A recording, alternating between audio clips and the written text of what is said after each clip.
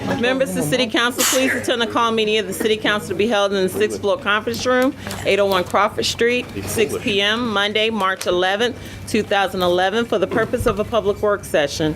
In addition, you may consider a motion to go into closed meeting by order of the mayor. Mr. Cherry? Here. Mr. Edmonds? Here. Mr. Meeks? Here. Mr. Moody? Here. Ms. Simmons? Here. Ms. Randall? Here. Mayor Wright? Here. Did I leave out somebody? Mr. Rowe? Deborah, thanks. Before we start, I'm going to ask LaVoris to explain a technical problem that happened with the taping of the last, we don't tape anymore, but videoing of our last council meeting. LaVoris? Thank you, Mr. Rowe. Mayor, Vice Mayor, members of council, good evening. Good evening. Good evening. I am here in living color to bring you some information relative to a public service announcement that we are giving for PCTV. The special meeting, which was held on March 5th, was recorded in its entirety. However, it was brought to our attention that it was not posted in its final form on TV and that a particular section had been omitted. After having reviewed the video, it was discovered that there was a technical glitch in our recording device. And our device records video in 4 gigabyte sections. And what had happened was, arbitrarily, as technology sometimes does, it omitted a particular maybe 5 seconds of the video that was there. And as a result, sure enough, we realized that once we uploaded it, we didn't upload all of it in its entirety for playback. We are fully aware of our responsibility to our citizens, to you, our city council, and also to our city manager to ensure quality video and coverage of public meetings. And with regard to the things that we provide for PCTV, we want to be forthcoming and work to provide communication and not impede it.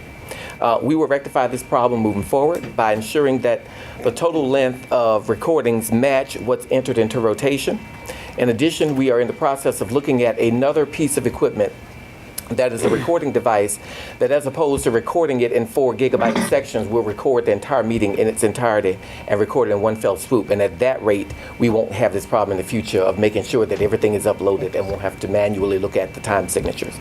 So, as always, we appreciate the feedback and information, and we apologize for any inconvenience this may have caused to you or a listening or viewing audience, and we sincerely appreciate your indulgence as we work to improve our station and the caliber of programming that we have on PCTV. Okay, very good. Let me ask you real quick. When you upload them in these different sections, do you then take them and merge them back together? Well, it records it all in one section. It just puts it in 4 gigabyte sections. So what Ryan has to do when he's recording it is just make sure that the time signature for the original, as opposed to what we are uploading, is the exact same number. And with purchasing this new piece of equipment, we won't have to worry about that in the future because it records all of it in one fell swoop. Okay, and just for public purposes, have we ever edited anything that we videotape? We have never edited any public meetings that we use for PCTV. Of course, it's the public. We never try to impede the public's right to know. We are forthright and honest in terms of what we provide for our viewing audience, and we have never recorded, never intentionally edited, nor will we ever edit any public meetings for PCTV. Okay, thank you very good. Mr. Moody? Thank you, Mayor. A couple of things. Is that a private contractor that does that? That records our meetings? Yeah. Yes, sir. Okay, so it's a private contractor's mistake. Yes. And the piece of equipment, what's the cost of that? The new piece of equipment is probably about $500 purchase, of which we have capital improvement money to be able to purchase that video piece. Okay. Is the current equipment up to date? Yes, sir. We have done an entire revamp of PCTV to upgrade all of our technological infrastructure, making sure that our on-air quality picture is much better, and hopefully you all have seen a major improvement of the caliber programming on PCTV. So we're always going back and troubleshooting and looking at what we currently have to make sure that we have the latest technology available. And the other thing, Mayor, while we're talking about PCTV, non-agenda speaker time, I think we were all in a consensus that the first meeting in March that we would resume the recording. I think if my memory is correct on that. I guess my question, knowing that there was a consensus for that, are we prepared to go on that? We are prepared to do whatever the council tells us to do, sir. Yes, we are. That's a good answer. Good answer. You've been around City Hall a while. practiced that. I have. Is it a consensus? Dr. Evans? I'd just like to thank you for the explanation. I think that covers anything, because Put it back on.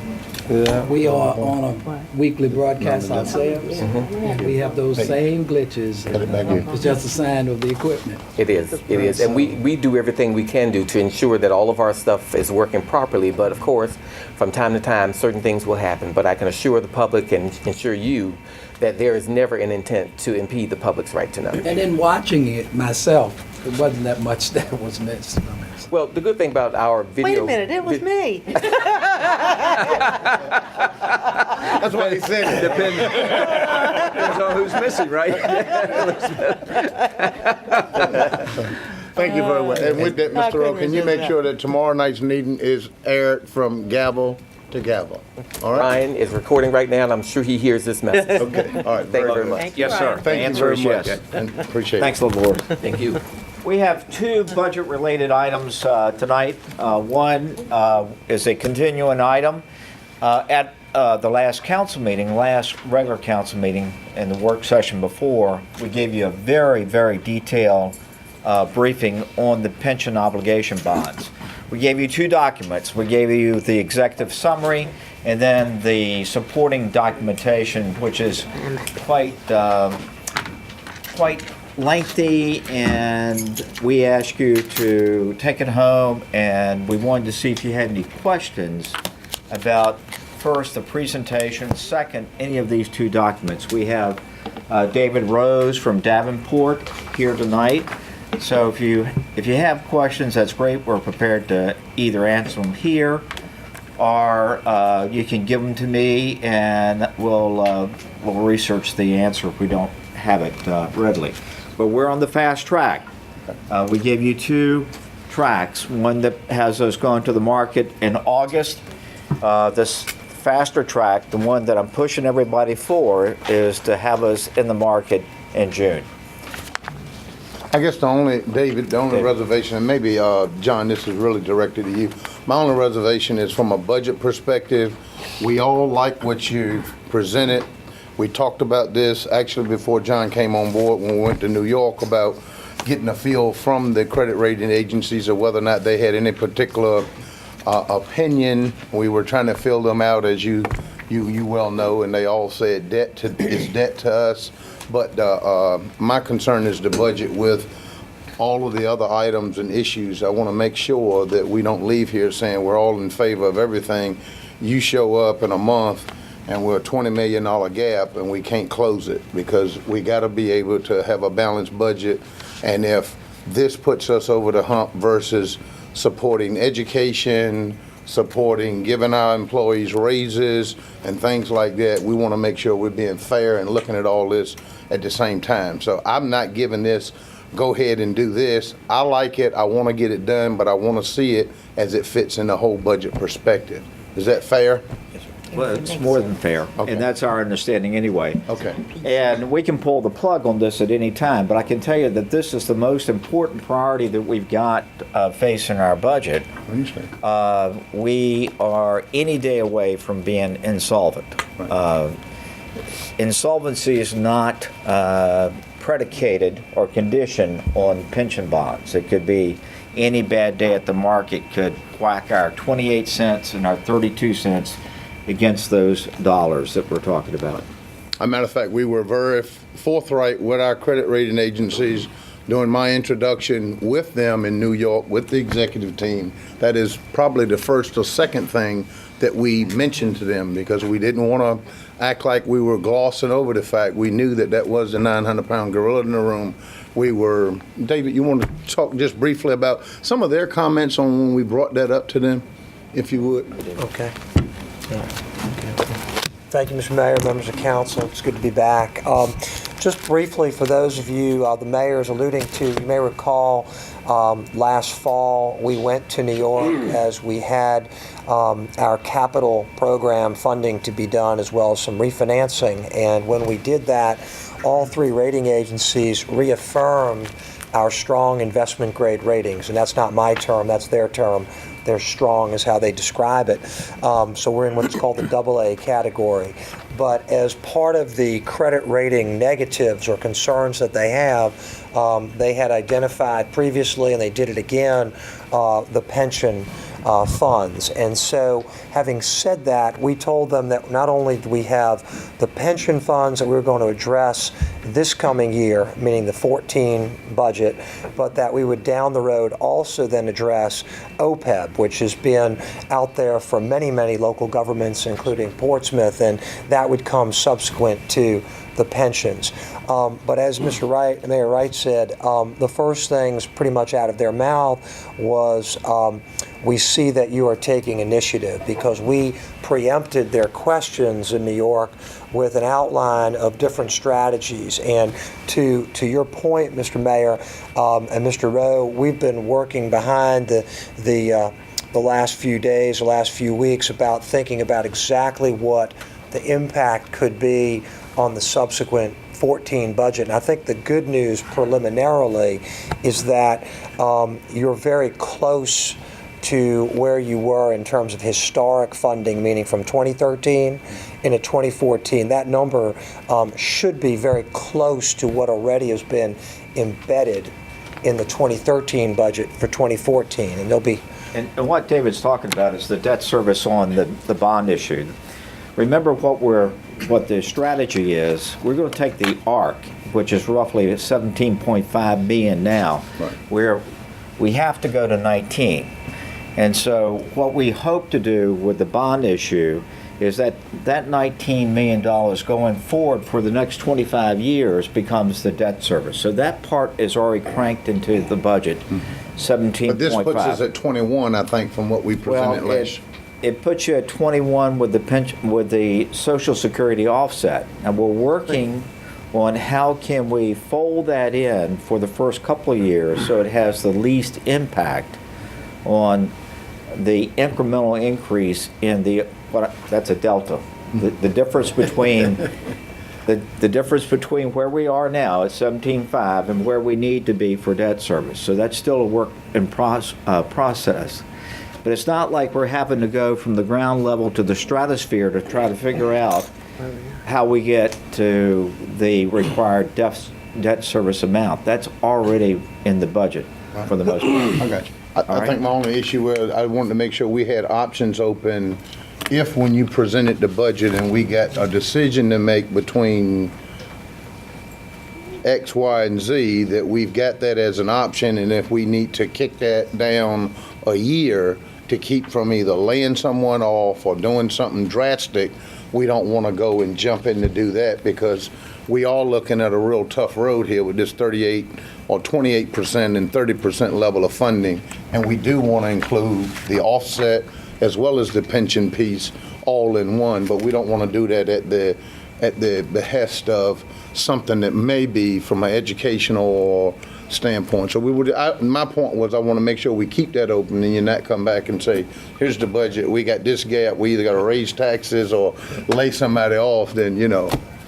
You with me, sir? Yes, sir. All right. And what I was going to tell you is that issues go to the market, and the prospective issuer will actually pull that off the market. So you got until the very day that you go to market, or you schedule to go to the market to pull the bonds or pull the issue. But We want to do it. Money right now is so cheap. Well, we've already seen Timing is everything. But you've anticipated this in the budget. Is that Yes, what I'm sir. hearing? What I'm saying is that right now, our ARC, the amount that we're paying to the retirement. 17 going to 19. 17 and a half, but it's Right. got to go to 19. Right.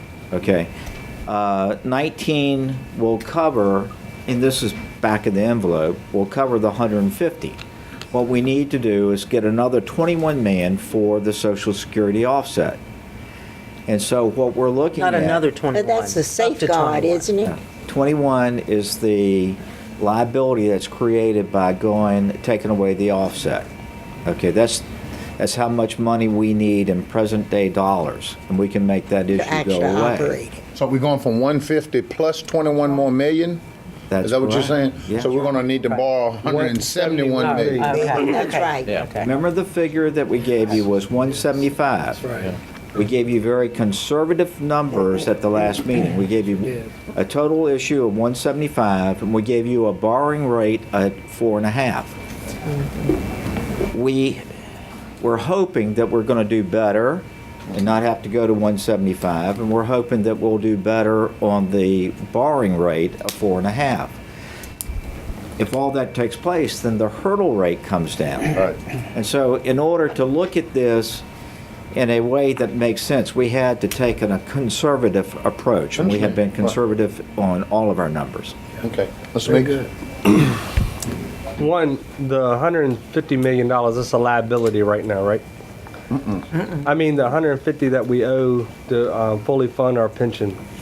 $150 million worth of infusion of cash would take us to 80%. 80%. 80%. But still, it's a liability. If we don't fix it, it's going to impact our credit rating, right? Well, it will. Will. It will. And then the risk of not doing something is that you go insolvent. Right.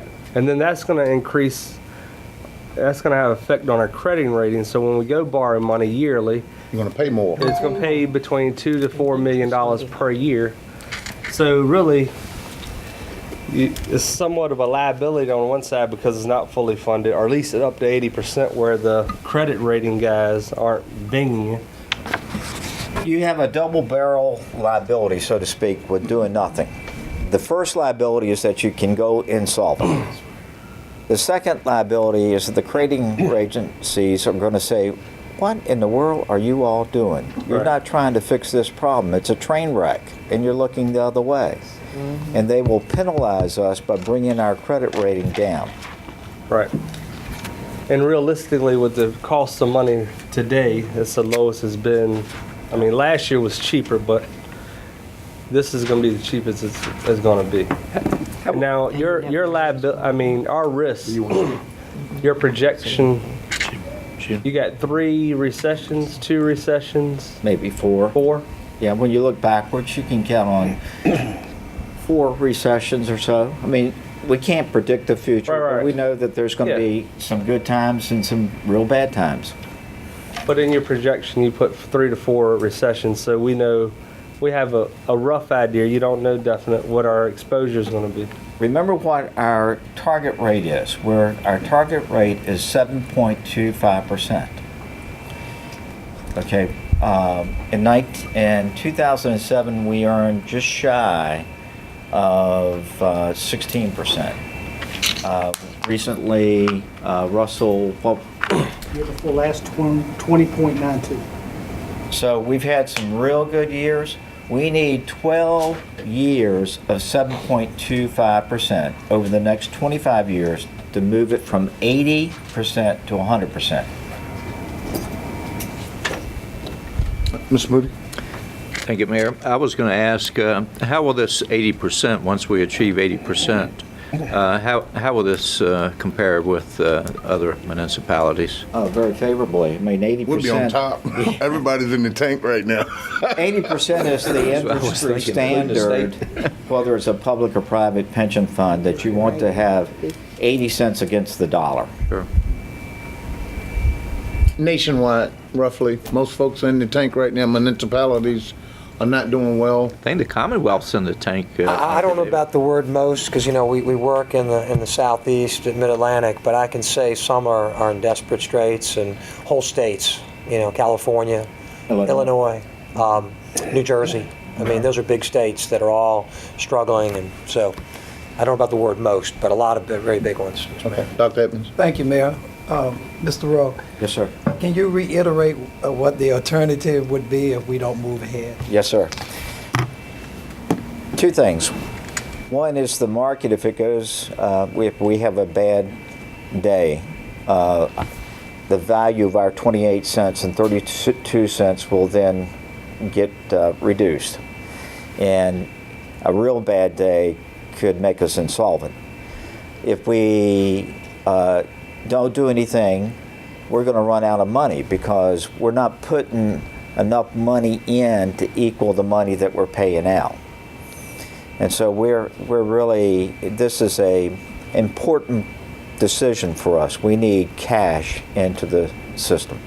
Bishop, this is the reason why we have not done the Social Security offset piece, because the risk of doing that without doing something to shore up this fund, and I think New York Life was loud and clear last year about not touching or doing anything until we did the first piece, and I think a lot of our seniors were not pleased with that, but that was the reason why we didn't, because we were looking at maybe entertaining this. Thank you, sir, very much. Appreciate it. Thank you. All right. Oh, yes, ma'am, Ms. Yes. Randall. My question is this. It's good when we speak in terms of numbers abstractly.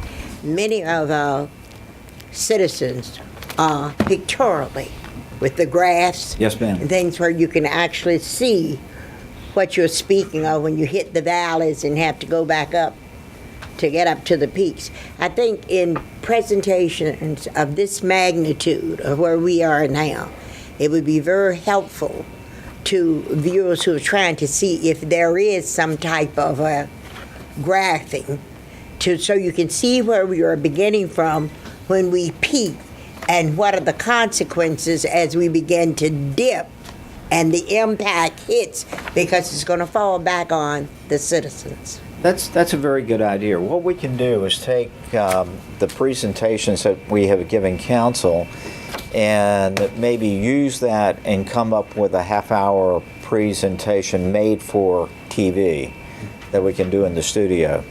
And that's a very good idea. It probably wouldn't be a bad idea, Russell, if we could get some of the retirees and maybe do a little workshop to explain can it to see. them, because again, a lot of them still, even though we have the technology and all, a lot of them still want to come down to the desk and have somebody do a one-on-one, and I'm sure Monica and everybody else is serving that probably. Well, we're trying to keep everybody abreast. We met with the retirement board today. We're members of the retirement board. Right.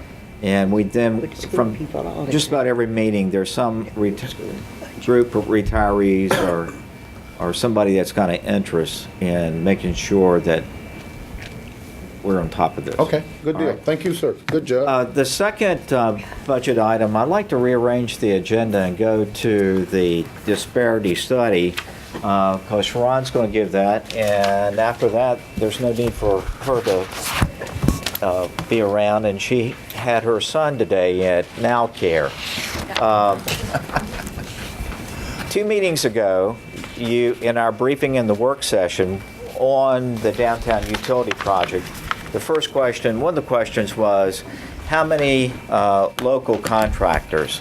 And then that evolved to how many minority owned businesses are part of that. And that was time to start working to have a program. And I took that as a homework assignment, and we started the very next day. Sharon's going to tell you that the landmark case that deals with this actually came out of Richmond. It's the Croson versus the City of Richmond that was adjudicated, handed down by the Supreme Court in January of 1989. So Sharon has been through that and the various other cases that relate to this. When you deal with race and gender, you have to meet a certain requirement, and that's what's called strict scrutiny. And with strict scrutiny, you have to show that there's a governmental interest in what you're doing, and that the action must be proven by evidence that there is a problem, and that the solution that you're coming up with is tailored to address that problem. And so that brings about what is called a disparity study, and that's going to be what we're going to work towards the end of this briefing. But I've been accused of practicing law by several people, and I'm going to stop and look at George. I'm going to sit down. Let a real lawyer. He's reading law and all. That's okay. That was a very good law treatise on strict scrutiny, so that was very good. Good evening. My name's Sharon Cordell. I'm with the City Attorney's Office. And I got to tell you, it's a lot different facing 9 people rather than one judge and not having my back to a courtroom. So bear with me if I'm a little bit nervous. Mayor, Vice Mayor, members of council, I understand that there's been an interest expressed in exploring how to put together this minority and women-owned business program here in the city. And the City Attorney's Office has prepared a brief synopsis of the legal and underpinnings of this type of program and a roadmap to show you how to put this type of program in place. All right. And first of all, what is an MWBE? And I'm going to be referring to it intermittently as a minority and women-owned business enterprise, but that's kind of a long thing to say. So I'm generally going to call it an MWBE. And basically, an MWBE has 2 components.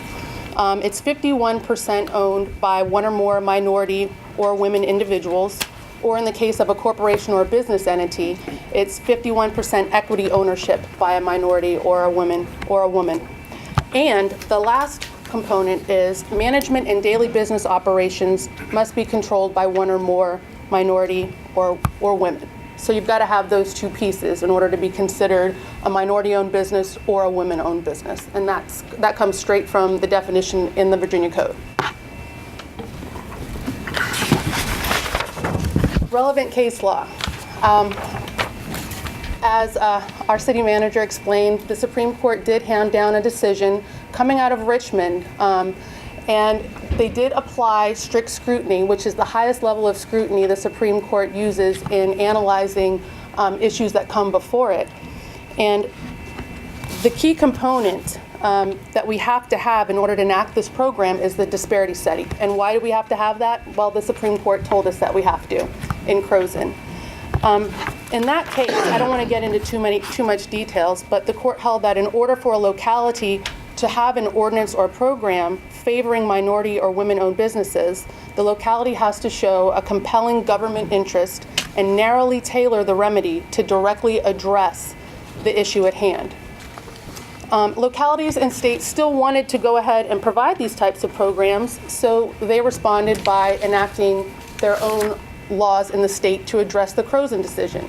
And what we have here is what the Virginia Code tells us, 15.2-965.1.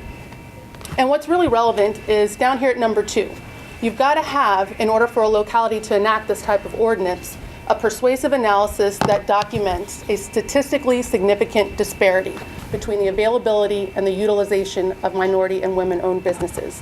Without that, you're subject to wind up in court, and you're subject to lose. So how do we get to this program? Well, that brings us to the objectives of the disparity study, which you've got to have. What can we expect to get for the taxpayer money spent on a disparity study? First, you're going to learn what, if any, barriers resulted in disparities in the use of these type of businesses in the city.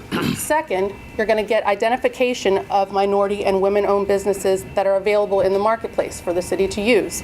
And third, you're going to get recommendations regarding programs, policies, and other methods to effectively eradicate the underutilization of these types of businesses in the city. And here, actually, in Portsmouth Public Schools has been through this process already. In 2010, they issued an RFP for a disparity study, and 4 bids were received at a cost of a high of $220,000 to $132,000 was the low. The disparity study took about 8 months to complete, and they had a final report to Portsmouth Public Schools in January of 2011 at the low bid cost of $132,000. Next steps, I was going to turn that over to Mr. Rowe, since he'll be marshalling through. We'll do it together. Oh, we'll do it together? Okay. We sent you also a ordinance that we're recommending that you put on your agenda tomorrow evening that will appropriate the sum of $200,000 from the unappropriated fund balance. It's time for us to get underway. So our first step is for you to consider this ordinance And again, I recommend that you put it on the agenda as an item submitted by council. It's there. It's there. High five. That's great. We amended that yesterday, is that correct? Yes, sir. Okay, Oh, thank you. that's cool. That's right, you're on top. Yeah. You're the man. And then complete the RFP and get it on the street by May. We're going to school, on the school system, because they have already done this, and so we want to pick their minds and make sure that we can fast track this to the greatest extent. We anticipate that it will take from, and this is crazy too, it takes that long, but this is what the disparity study looks like from the school system. Wow. And this is the one that the state did, and they actually used the same vendor. And we can't prejudge who the vendor might be for us. But it takes a while to do this study with the goal, and we'll put this in the RFP, of having it completed by January of 2014. That's about the same time frame that the schools used. About 7 months is what they did. Yes, sir. Yeah. And so the first step is tomorrow night with the appropriation of the money. And again, I strongly recommend that you adopt that ordinance. Be glad to answer any questions. One of the things you didn't mention is the length of time of that study, I believe, is only 7 years. I think when we met last year, Tim and I went and talked with the city of Hampton, who had actually done it with our school system, and they were in the process of having to refresh it, because after 7 years, you have to go back and reevaluate how well or how bad it is, and to be able to tailor it again. So this also, is that still in place? It's a 7-year window? I'm not sure that it's 7 years, but there is a time frame where you do have to go back and refresh and figure out, okay, is what we're doing having any effect? If so, do we need to tailor it even more? Or there is a time where you have to do that, but I'm not aware that it's a specific 7 years. Okay, all right, thank you. Mr. Moody? I guess my question is, I think everybody knows that the school system did a disparity study, but what were the results? What were the findings? And in their study that they paid $132,000 for, what can we, is there anything we can glean from that to lower the cost on ours? I asked the very same question, and the answer is there is a little, but not much, because the type of work that we do is totally different from them. We have a lot of construction projects underway that they don't. Where we can piggyback, we will, and try to bring in the cost of this study as cheap as possible and still get what we need.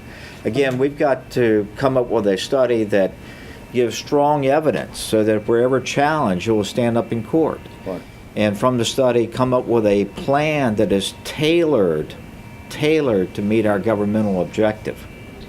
That's why we've probably been, and don't want to get into hindsight, but we should have partnered with the school system and did that. So one, we would have the economic savings, but they wouldn't have to reduplicate this. You can see those reports. And the 200-plus men, I'm sure all y'all are familiar with those guys, the mayors and chairs. We've been talking about for the last year about trying to get a regional study.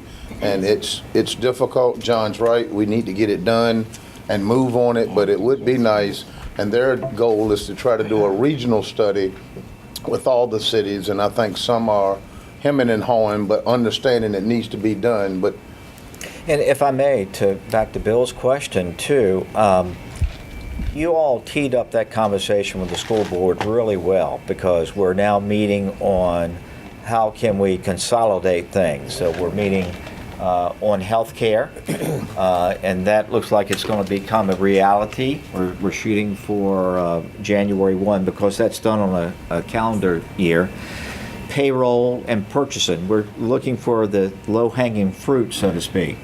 And if we consolidate purchasing, we may have to change the scope of the study, but we're prepared to do that. So we have some very important objectives as we look at both doing this and bringing about greater efficiencies between the school and the city's organizations. very good. Mr. Chair?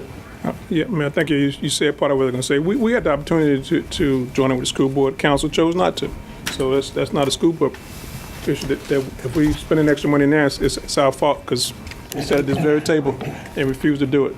But I want to thank Mr. Rowe, Sharon, and George, because since 2010, been asking to do this, and you guys been on board for a couple of months, and now we're here and we're voting this tomorrow. So you're to be applauded because it just tells me it could and should have been done 3 years ago. Yeah. So, but thank you for getting it together.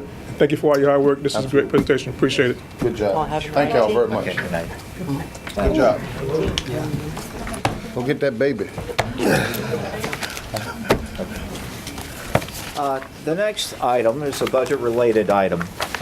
Looking for bold initiatives to undertake within the budget.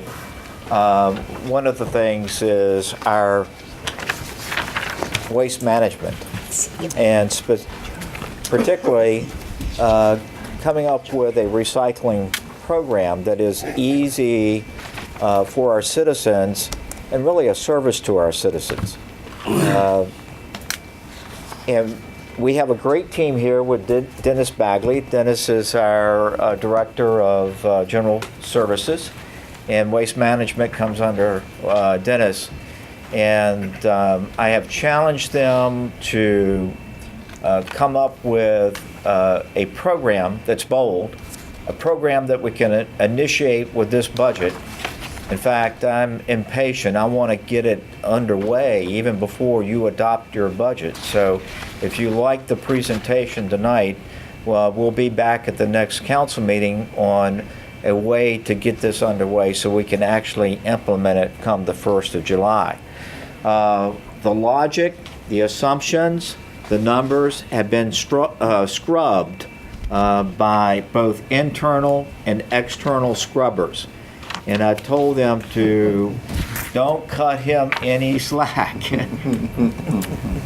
So they have done a terrific job. And Dennis, please. Thank you, Mr. Rowe.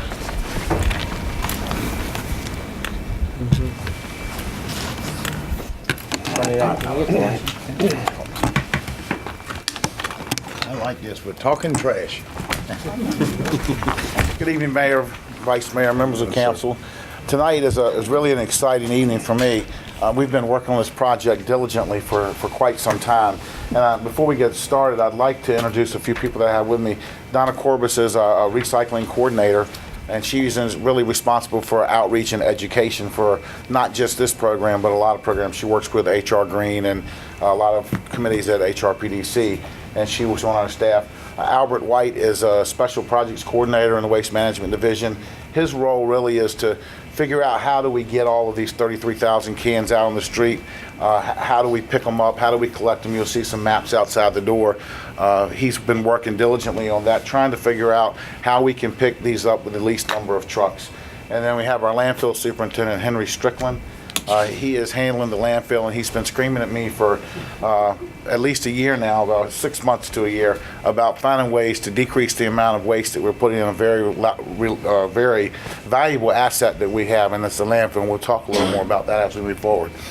The first thing when we began to work on this was we were looking at what was a major goal, what was the kind of the global picture we wanted to achieve, and it's relatively simple.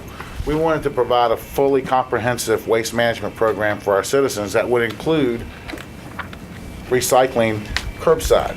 We currently have a lot of things that we offer, but we don't feel like it's complete until we offer the same thing that a lot of other localities have offered, where we can get more recycling and decrease more waste from the waste stream.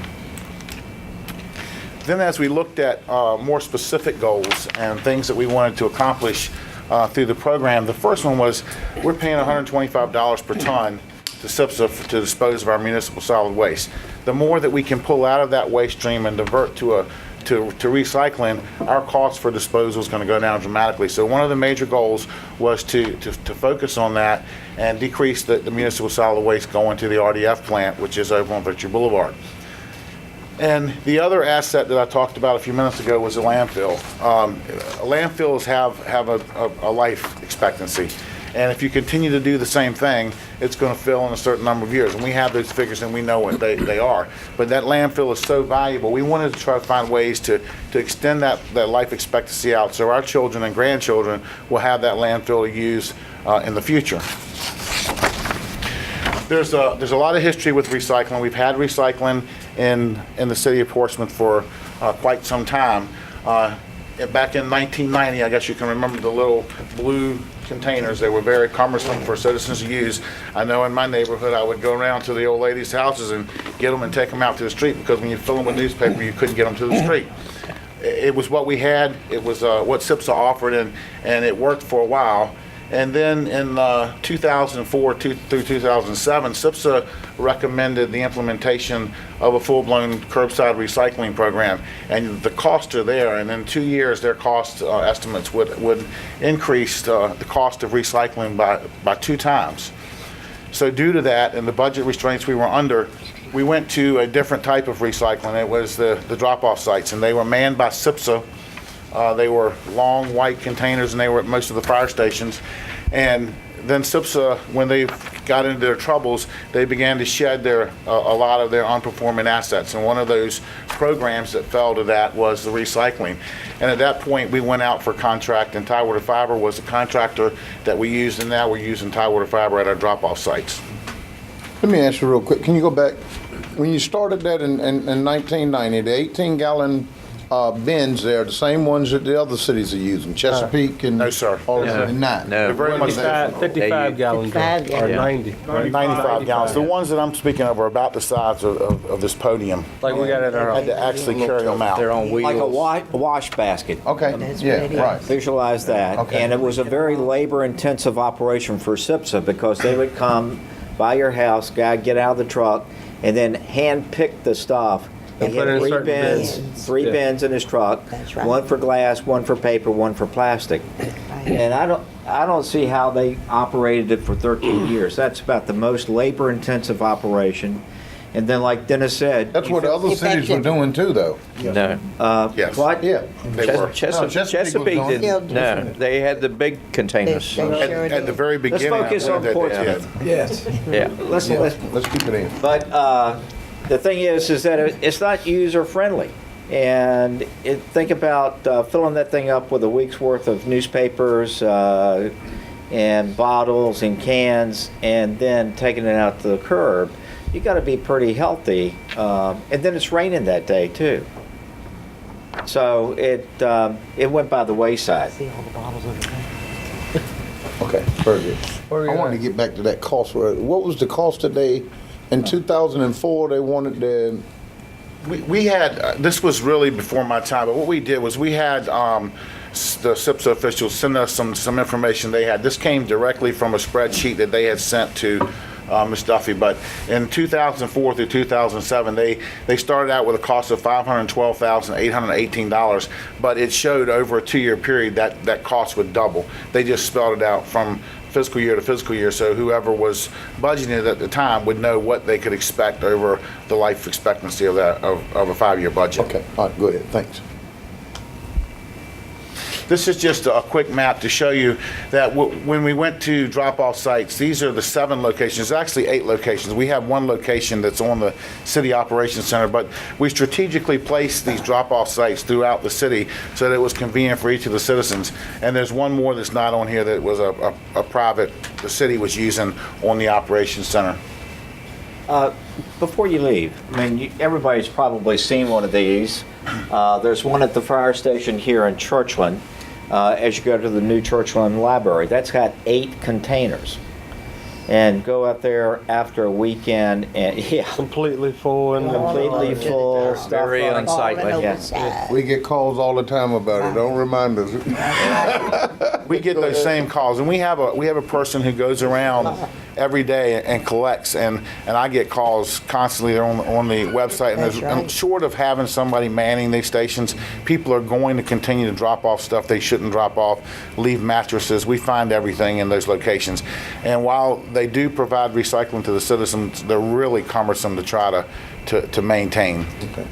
And we understand the citizens' frustration, but short of having somebody there around the clock, you're not going to stop that. I mean, literally, when he goes, it takes 2 hours every day to go around. By the time, let's say, you start here and go back around, he's already getting calls about this site being messy again.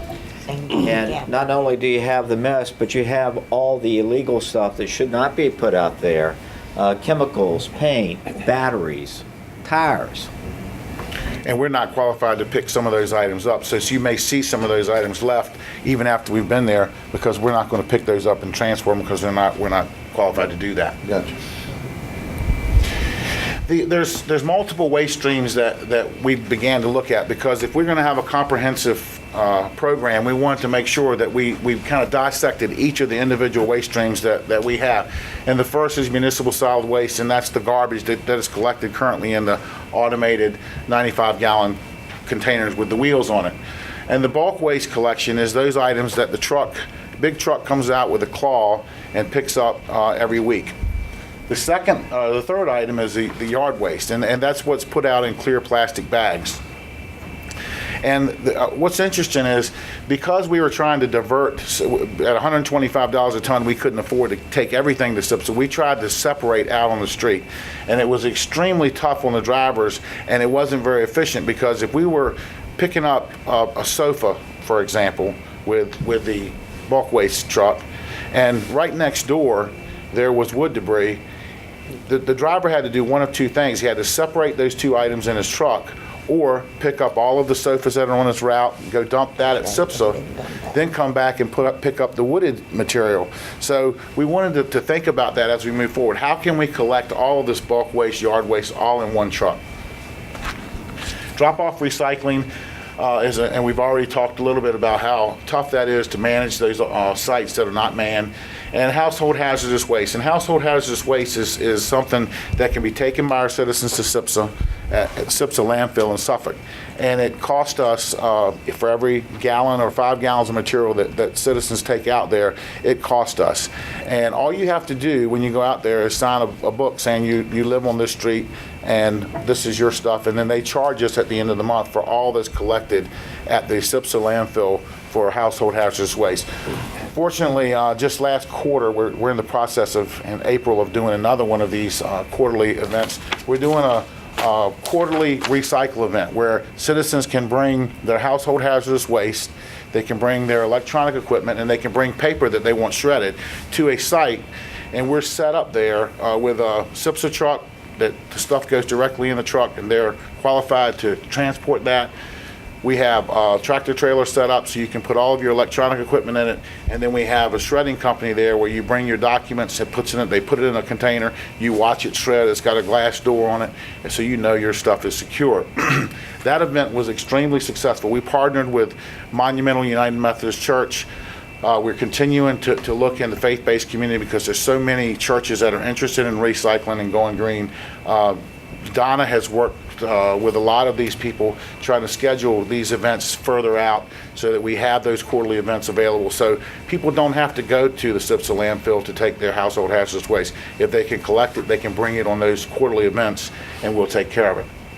Tires. When we looked at tires, we thought we were going to have a whole lot more tires because it seems like we're picking up tires all the time. Our tire numbers were really not as high as we thought they were. We actually, citizens can legally put out 4 tires per year, and we will pick those up.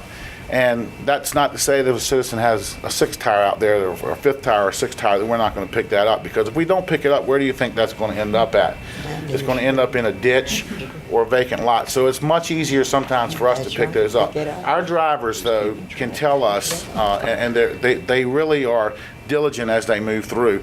They can tell us those areas where troubles, or they suspect there's trouble, and then we have an inspector. We'll call the 4th floor, have an inspector go out, and they'll begin to watch that. And if somebody's continually putting tires out, then we handle that separately. But we really have had a decrease in the number of tires that are being dumped all over the place. And the Craney Island landfill is the last item, and I want to emphasize the importance and the value of that landfill. I think if I asked everyone in this room to raise their hand, probably not half of you would even be able to tell us where that landfill is. And we're going to talk in depth tonight about that landfill and the value that it gives us. The annual disposal cost that we currently have, and this chart is kind of spells itself out, but I'm going to go through it because I think some of these things are interesting to know the volume. The annual volume of municipal solid waste on the top line is 37,422 tons at $125 a ton for an annual cost of $4.6 million, and that's all taken to the SIPSA plant, and it's burned in the refuge-derived fuel unit that takes it over, and they sell that steam and electricity to the Navy. The bulk waste that we take is 7,067 tons at a cost of $125 a ton, just like the municipal solid waste, and the annual cost is $883,375.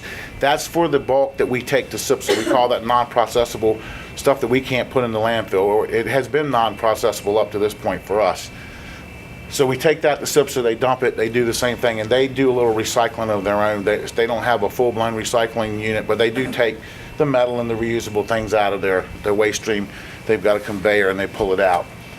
The drop-off recycling costs the city $77,112 a year with Tidewater Fiber, and that's for the regular pickup of the units that we've already talked about. The household hazardous waste is $35 for every 5 gallons that we take out to SIPSA. And again, I want to emphasize that all you have to do is go out there and say you live on Mount Vernon Avenue or you live on Afton Parkway, and here's your address, and they charge us at the end of the month. They're supposed to take driver's license, but we've found out recently that's not necessarily the way they're doing it. So the tires, the $28,000 is what we pay SIPSA for the annual household hazardous waste disposal, and the tire cost is $7,000, and that's all we had for last fiscal year, and the records that we pulled from the previous fiscal year over the monthly averages were all the same. And then the city landfill, the 120,740 cubic yards of material that we take to the city landfill is that woody debris, the yard waste, the things that we can put in our landfill. And Mr. Strickland is extremely diligent about watching everything that comes in there because we have a very clean landfill. We've never had a violation in our landfill. Mr. Meeks? Go ahead. Yeah. Sorry. On your drop-off, it's 77,000. Now they're picking up that material. We're not getting their rebates for recyclables. No. It's a flat rate, 77,000 for, they call it a processing fee. If we start doing curbside, are they going to pay us for the goods, or? We're going to talk about, that's a good question. We're going to talk about that a little bit more in the future. There's a couple of ways we can do that. We'll talk about that in just a few. On your bulk waste of 7,000 tons, at our landfill, is there any room to sort there versus at the curbside? You said the drivers are sorting on the curbside. Is there any room for everything to come back, dump in a certain area, sort the materials? Because wouldn't that be more difficult? huh? No, It wouldn't. There's room, but our permit will not allow that. Oh yeah, okay. And we deal with Joyce Engineering, and we've had Joyce Engineering at the table with us, and we've explored a lot of different things, and that's exactly one of the things that I said right from the beginning. And Joyce came in, they went to DEQ, and DEQ told Joyce, acting on our behalf, that was not something that we would be able to do. Now, if we permitted that as a MRF facility, we could do some sorting there, right, but it would require some changes in our permit. And we're very careful with our landfill because our landfill has been so clean for so long. Dennis, explain what a MRF is. A MRF is a material recycling facility, and it's set up to do exactly what Councilman Meeks was speaking of, to sort things out, separate them, move them in the right direction. What does that do monetarily? Does that lower your cost, or? Yeah, yes, sir. We're going to talk about that because that's what we're proposing to do, is to use a MRF. Okay. So I'm saying here we're saving $3.6 million with our field, and we're spending that adds up to about $6 million there going out to other sites. Is That's correct. The $6 million is correct. I want to talk a second about this. We don't have a scale at our landfill, and we measure everything in cubic yards. This number that's in parentheses at 3,652,507. We use a standard conversion factor that we've received. It's that industry standard that we use for a construction, demolition, and debris landfill, which is what we operate. And when we multiplied that, that's where we got the number, because we don't have the resources at this point. We're going to hopefully have those within the next 6 months to measure the weight of the vehicles as they come in. Now, I've said before, a ton of, a cubic yard of feathers and a cubic yard of cement are two totally different things. So you have to apply some kind of factor to it that's an average of all of the types of material that you can bring into the landfill. Okay. What rate did you use did you use 125 for the 120,000 cubic yards? Yes. So that's where you're saying your savings came from. Because if we weren't taking this material to the landfill and the tonnage that we figured using that factor, We'd be that paying was that. what we would have been paying. But let me ask you this. You said the life of the landfill. Is that, you said all woody debris or? We're taking woody debris, we take concrete, we take leaves, yard waste, those types of things. We don't take anything outside of what our permit allows us to take, and it's not very much, to be quite honest with you. We can't take a mattress, we can't take a sofa, Right. those things have got plastic in them Right. and the like. So that makes that piece of stuff go to SIPSA. Right. And you take my street, for example, it's a cul-de-sac, it's got 15 houses. If everybody but one has got yard waste, it's springtime, they did tree pruning, and one person puts out an old sofa, he can't or she can't mix the load. And so our employees either got to pick up the sofa first and take it to SIPSA and then come back And pick up the and then pick up the rest. And that makes it very labor intensive. And so You wouldn't believe how many calls we get with somebody saying he just left And missed- he left this and stuff. that's the reason why. Where's Bernadette? And I must call her twice a week going, tell that guy go back. That lady said they can still see the back of the truck, and that's why. And okay. Okay. Now, do we have a compactor? Do y'all use compactors or a bulldozer? How do y'all track the material? Dig a hole? I'm going to actually defer that to the landfill expert. I can tell you, but he can tell you exactly how that's done. No, we do not have a bulldozer. Come to the lectern if you would. No, sir, we do not have a compactor. We do use a D7 bulldozer. D7 bulldozer? Yes. We have a D6 and a D7. The compactor, like I was explaining to John a couple weeks ago, that'll give you a 3-to-1 breakdown. If you got a grinder, it'll give you a 4-to-1 breakdown. And for the cost of the equipment and the lifespan of your landfill, it's a huge savings of both. It's definitely a huge savings.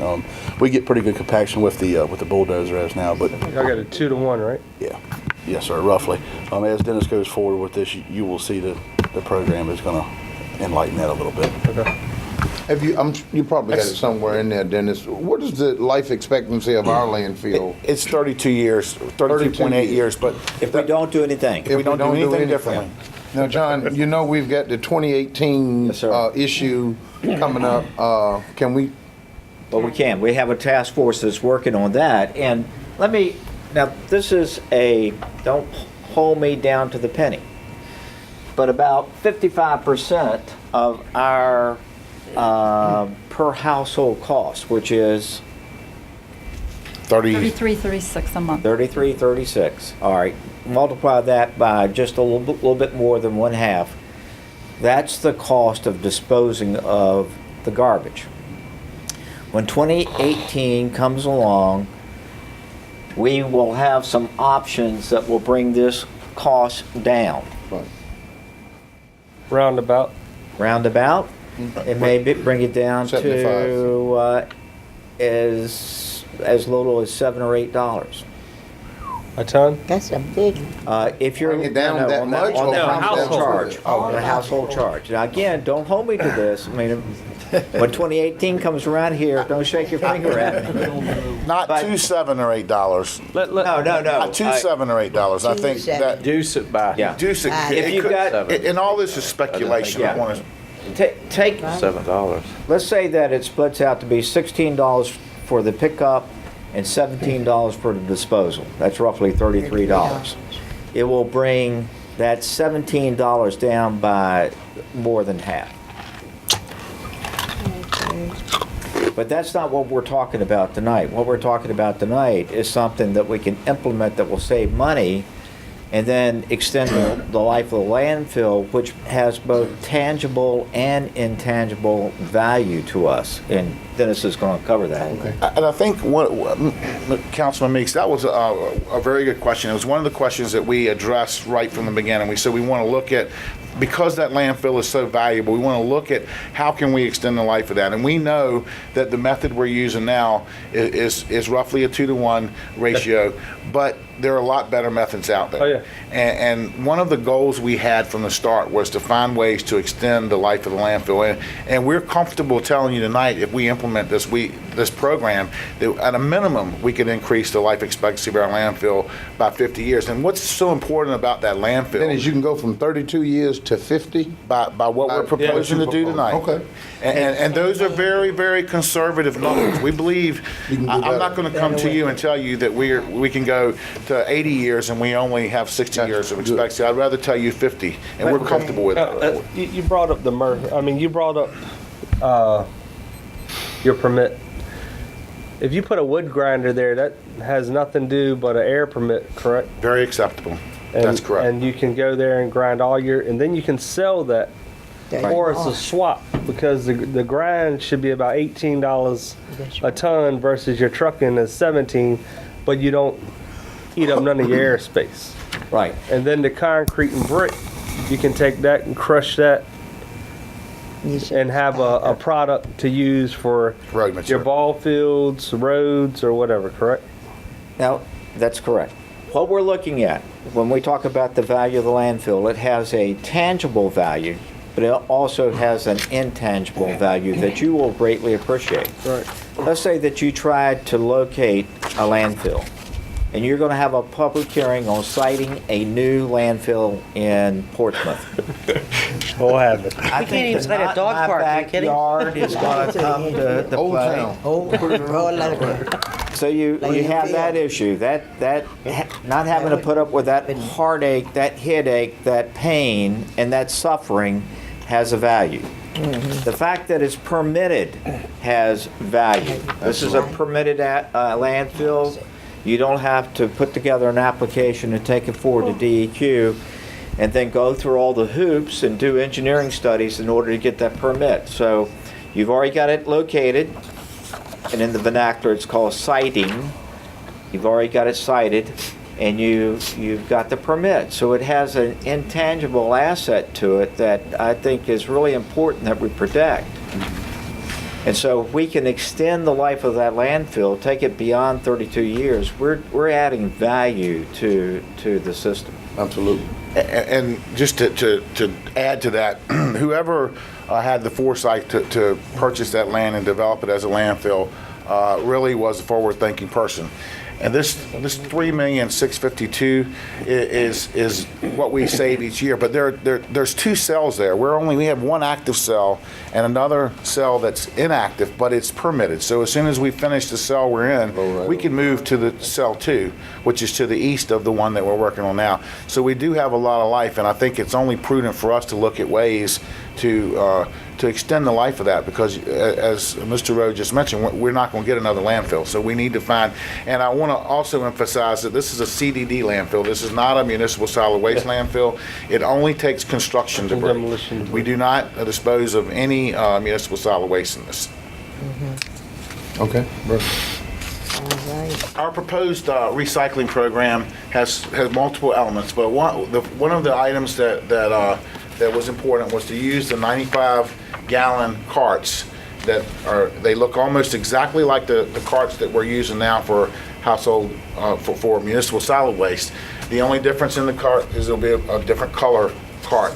We're typically, what we've been talking with the manufacturers about is a blue cart, and it'll have some stamping on it to make sure that people know that it is a recycle cart, so we're not putting MSW in those carts. Now, cart is the term of art in the vocabulary here, but it's really a trash can with wheels, okay? It's All right. Would it be any change the charge to the citizens? No, sir. The proposal we're presenting to you tonight does not represent any increase in cost to the citizen. You may proceed then. Thank you, Mayor. Yeah, sounds a lot better now. We're the items that are proposed to be able to be recycled in our program are paper, number one, number two, plastic, glass, aluminum cans, metal cans, and cardboard. And we found something interesting that not many people know what a number one or number two plastic is, and what they can and can't. What they can and cannot recycle. And Hampton Newport News, has this on the inside of their container. It doesn't say the items they recycle. It just has a picture of those items. So we would be using something like this if you give us a blessing to move forward on this, so citizens will know, because Pictorial. this spells out everything that we will accept. The city staff will collect these curbside carts twice monthly on the 1st and 3rd, or the 2nd and 4th.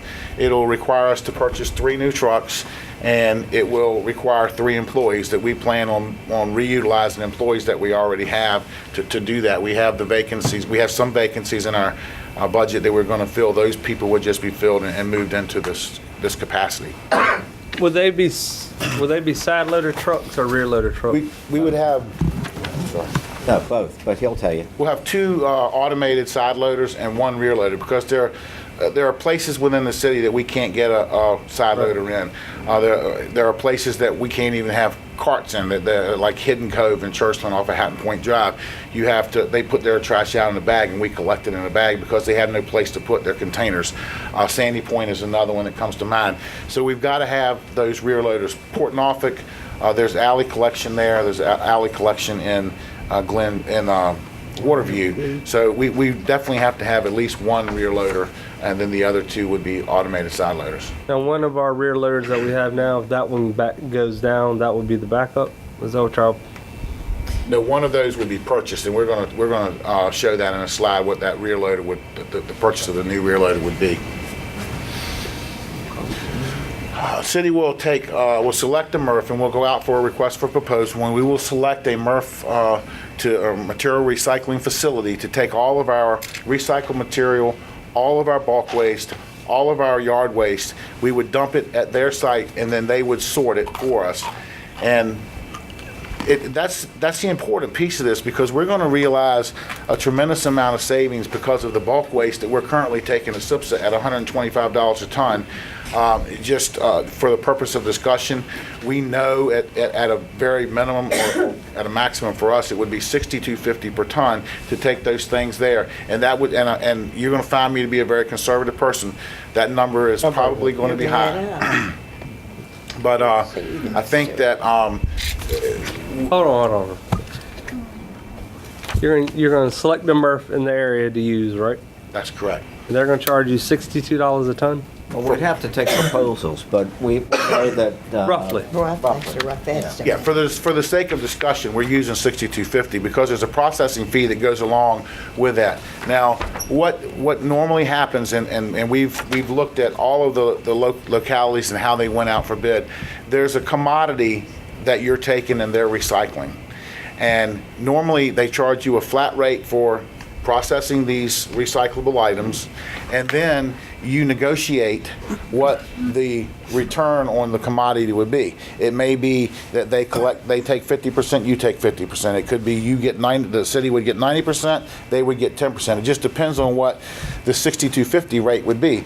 If that rate is low, if they're only charging you $10 per ton, then the split may be 90 their way and $10 your way. So when the RFP goes out, that's something that we would begin to measure one vendor against another of what our return would be.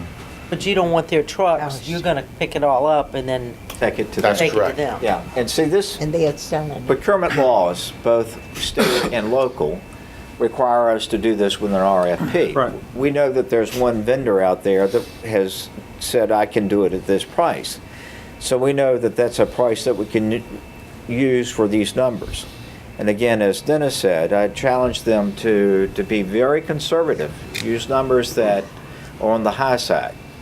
Now, John, we've got a recycler right here in Portsmouth, small guy. Don't know if he played with the big guy. Actually, I just visited his plant with economic director Right. about 2 months ago. Really impressed. And we just talked before you came up here about using small minority and women-owned business, and don't know how to factor that in, but I want to make sure we consider people like right here in our city that's Well, got capabilities. There are a lot of factors that come into play here. You don't want to pick somebody that's over in Norfolk and you got to pay a toll every day to get there. You don't want to pick somebody in Southampton County that's, you'll see the driver the next day. So, but we don't want to overwhelm the little guy either. Yeah, so you got to. So as we put together the RFP, we've got to be smart in doing that. And how you write it. Yes, Are you going to do an RFQ prior to that, or? We're not planning to. Yeah. Our plan is to move forward with the request for, but we believe that only the big players are going to be here at the table. There may be some others that come that we could pre-qualify through the RFP, but one of the things that's important about this MRF facility is because of the tolls and because of travel fees, it may entice someone to, this is a fairly large contract, and it may entice someone to want to put a transfer station somewhere in our city where we would take it to a site and then they would truck it directly out to their MRF, because there are other MRFs in the area that would be interested in playing. Well, as long as it wouldn't hold up the process, so to the mayor's point, if we got people here in Portsmouth that could potentially do it, when you need to sort that out through a RFQ versus a let's RFP. look at that. Just factor it in, because again, don't hold it up, but I'm just asking that question. Just for Strong possibility. recyclables, not your bulk, just your recyclable, or your bulk and your recyclable. Bulk and recyclable. He can't take bulk. He only can take recyclable. RDS. Who's that? RDS only can take recyclable. Well, actually, we did a pilot program with RDS. Yeah, but he's not permitted 6 to months take. ago. Oh, he's not permitted by DEQ to take bulk release. But we did a pilot program to try to understand how much was in the the stream. separation. Okay, the stream. And you want to tell the results. And between 55 and 60% of the bulk waste that we were taking to SIPSA, we were able to recycle. The recycling industry is really moving in the direction that we want it to be headed, because they can go back to the table. They can recycle pretty much anything now. A mattress, they take the mattress apart, take the foam and put it in one place. They put the metal in another place. And they the put wood in in another place. Yep. And they've recycled the whole entire thing. So when we dumped these things on the floor and they sorted them, they told us that we had 55 to 60% of the material that we were that we were dumping at SIPSA could be recycled. Focus on these two numbers right here. This and this, actually three, that and that. We can't bring this number down until 2018, but we can work like the mischief to bring these numbers down through this recycling program. Yeah. If we can do that, And It's a savings. Absolutely. that's it. and then the benefit pays off here Yeah, on the landfill. that's right. What if, and Mayor, These are all good questions, folks. I mean, these are really what good. if the city put their own MRF up? Because in 2018, you're going to be crossing the same hurdle when you go to the table, and the commercial guys are paying 32 and they want to charge you 68. All right, that we can look at that. We may, could operate may not our be own able to business. do it and get it permitted in time to. No, I'm just saying. Right. Mr. Rowe, that's on our radar screen. Our committee has talked about that, and our real goal with this to start with was to implement a program that we had diversion, that paid for itself, and the citizens got curbside recycling. And that's been on our radar screen. We're meeting almost weekly. We've talked about that. But to do something like that, with the time that it would take to implement a program like that, and we're on board with you, and we're thinking that way. Back but in it's just down the December, that road. was a I mean, that was very much what we were talking about. But in order to get this thing going, this is, if we can go back to the other slide now. This is the route that opens the opportunity for us. And the important thing to remember too is 2018 is around the corner. Absolutely. That $125 rate that we're paying SIPS is going to go down. We know that. We don't know where it's going to be, but it's going to go down. So we have a 5-year window to recover. Be cheaper than that. We have a 5-year window to recover the funds at $125, because when it goes down to $65 a ton, the money's not there to save the way it is over. Like what you think it is, If we I can think. pay for our equipment now over the next 5 years, then we can sustain a recycling program in the future. But if we right. wait until 2018, the cost of I mean, all bets are off in 2018 because you don't know where any of those numbers are going to go, and all the cities now are talking about this whole Recycling. piece here, and the more we can do to offset that, pay for what we got now, and get that lifespan from 32 years to 50 years, and don't charge the citizens any more money. Man, Mr. Rowe has told me that if you get a broken egg, make a nice omelet out of it. Well, that $125 a ton is a broken egg, and what we're trying to do is make a nice omelet out of that and get in a position where we can put a curbside recycling program in place. Okay. The recycling drop-off sites, I want to go back because this is a nightmare for me. I deal with this all the time. If we got nothing else out of it except for getting rid of these drop-off sites, my day would be better because there's not a day goes by and we really will go down. I don't think citizens believe it, but he has to travel by the Churchland site to go to the landfill every day, and I ask him, please go by and look at that and make sure there's nothing there that we can pick up. Albert has been out doing these route maps, and I'd say the same thing to him, check them please, because I'm getting inundated with phone calls, and we're doing all that we can do short of putting a staff member out there 24 hours a day. So this is an important bullet for me. Good. Now, we made some assumptions, and I told our group when we first started working, I don't care what numbers we use, but we're going to use conservative numbers. And the participation rate that we picked was 20%, and that's extremely low. And every meeting that we've been in, everybody said, your number is too low. They're going to have a higher participation rate than that. And that may very well be true, but when we're starting to talk about how much money we're going to save, we wanted to make sure that we used a very conservative number. That's good. Albert White just told me that when we had the little 18-gallon bins, our participation rate was 18% with those little bins. You make it more convenient, you're going to have more people recycling. Recycling is more of a... It's a culture change. It's a culture change going on. So we believe that number will be higher, but the numbers that we're showing you were predicated on a 20% participation rate. And if we had 20% of our households in Portsmouth participating, we'd have 6,600 households in our recycle program.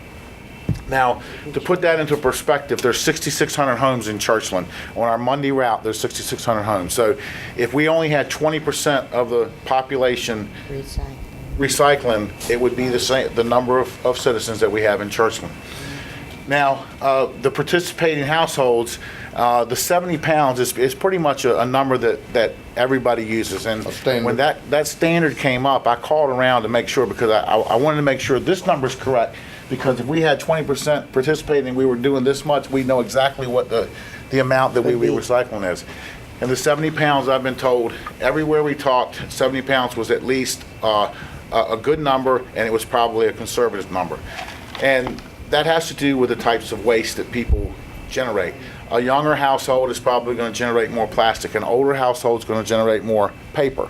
So the older household's trash can may weigh 140 pounds. Younger households' trash may weigh 50 pounds, and it's going to offset. And the reason for that is because younger people get their news from the internet, older people tend to get their news from the newspaper, and paper is heavy. So the 70 pounds is the weight that we've used for all of our calculations. I get a newspaper and he accused me of being old. I mean, I'm old. I get them because they use them for eating crabs. there you go. That's right. Go ahead. I'm sorry. Now, Albert White has been working on this along with Joe Straight. Joe Straight will be retired, so we had to kind of transfer this task over to Albert completely. But the yellow area is the first and third Monday route in Churchland. The blue area is the second and fourth, and the red area is areas that we don't currently service. Those maps are larger outside. I'm not going to spend a lot of time because you really can't tell, but if you're interested in what our routing looks like, you can see those maps outside.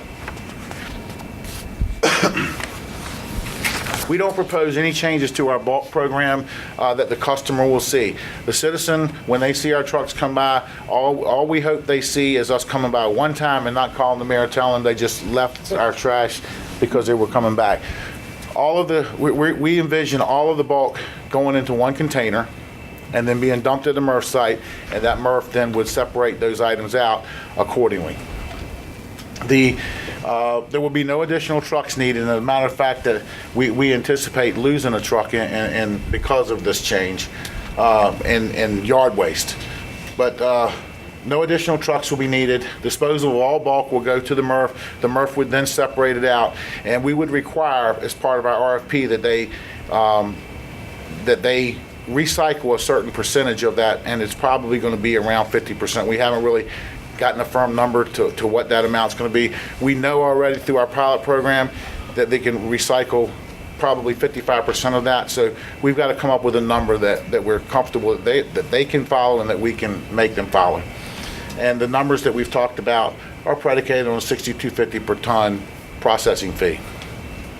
The non-processable materials that we dump, because once we dump all of these items, and there will be some things that you can't recycle, that whoever is operating that material recycling facility then would be responsible for disposing of the remainder at their gate rate.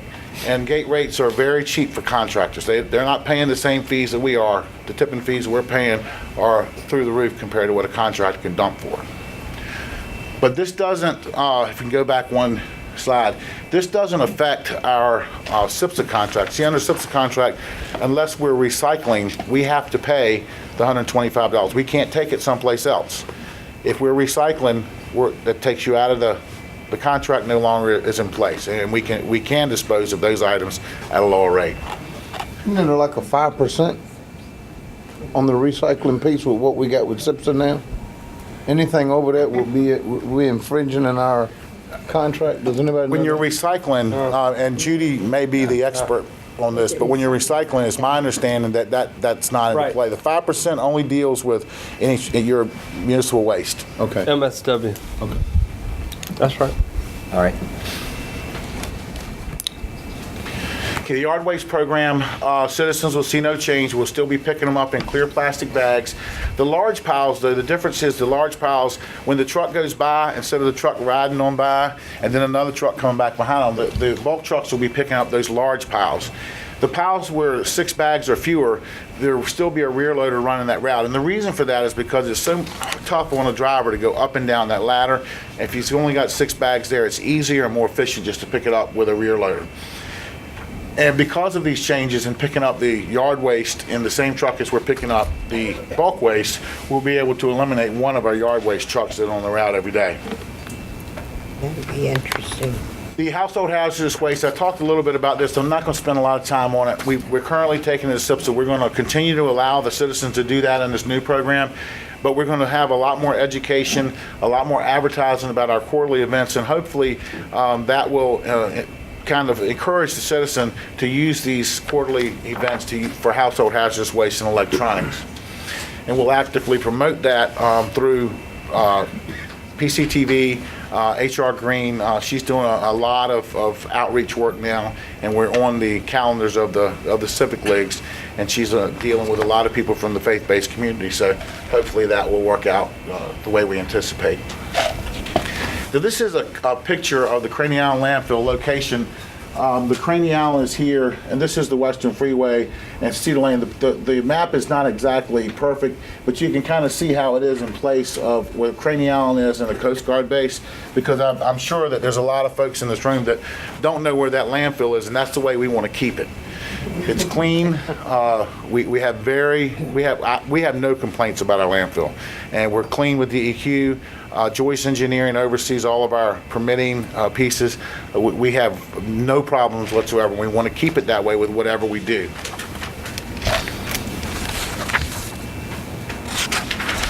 Currently, and we've talked a little bit about this already, the capacity of the Craney Island landfill is 32 years. If we do absolutely nothing, we continue to do the same thing we're doing now, we can go for 32 more years. The estimated post-closure cost for the landfill is $10,973,000. That's based on 2012 costs. And I think if you project that out over the 32 years, the actual cost that we'll incur 32 years from now will be closer to $12 million. We have that report, but that's the cost of closing it today. The new technology that's available, and Councilman Meeks talked a little bit about that with compactors and shredders. We're planning to use that technology in our RFP so that whatever we do take back to the landfill will be chipped and will take up much, much less space. And we've talked a little bit to Joyce about this, and Joyce Engineering tells us that 50 years is a conservative number if we do what we're planning to do. The diversion dollars, if we use the numbers that we've talked about already, the 20% participation rate, and we would generate 181 tons of recycled material at $125 per ton, the current monthly cost would be $22,625, and the projected savings would be $22,695. Bulk recycling, I want you to really focus on this because this is where we're going to see the majority of our savings. The bulk recycling at 544 tons, $125 disposal, $68,000 monthly cost. We would be going to $6,250 from $125 because we're taking it to a material recycling facility now instead of taking it to SIPSA. For projected monthly savings of $34,000. We would eliminate the drop-off sites altogether, saving us $6,426 per month. And the total diversion of waste would be 725 tons at $125 per ton for a monthly diversion of $96.25. And the projected monthly cost would be $34,000 for a net savings of $63,051 per month. What's that a year? About 7 million?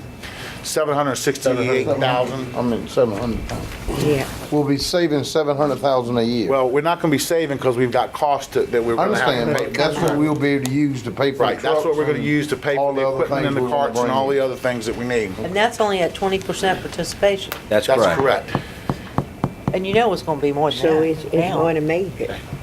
It will pay for its own. The startup cost, and these are confirmed numbers. We have gone out for bid 2 years ago and did an RFP for our trash containers with a company called Otto. We brought in every container they had, looked at cost, looked at the way the cans were constructed, did some testing of the cans, and selected this Otto can for our municipal solid waste collection back 2 years ago. And we're going to use that same contract, and the cost for the cans for recycling is $51.58, and we're projecting to purchase 35,000 cans, so we can have 33,000 for the citizens and have 2,000 spares over the next 5 years while we're recovering our cost. The automated trucks, 2 automated trucks at $285,000, that's a 24-yard truck, and 1 rear loader at $140,000 for a total equipment cost outlay of $710,000. Now, how do we? What was that? We're looking at spending 1.8 million plus 700, so we're talking about $2.5 million That's exactly worth of capital costs. Yeah. Okay. And we have a proposal that we would like to present to you about how to pay for that.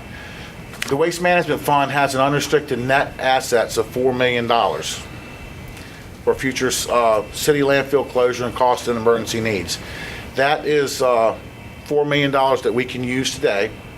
And what we're proposing is rather than borrow the money on the open market, that we borrow this money from the net assets, the $4 million from the unrestricted net assets, to pay for the purchase of the cans outright, so we have no interest cost on it, and we pay for the 3 trucks that we need. Okay, the 2.5 million is what we would be borrowing from our. Is there anything prohibiting us, John, from tapping into that No, $4 sir. million? No, sir, there's not. There's more money in that. It's 7.5 roughly. But some of it's in capital assets. Yeah.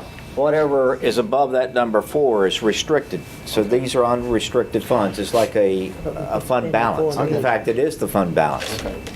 But one of the interesting things about that is that if we implement this program, we extend the life of the landfill out from 32 to 50 years at a minimum.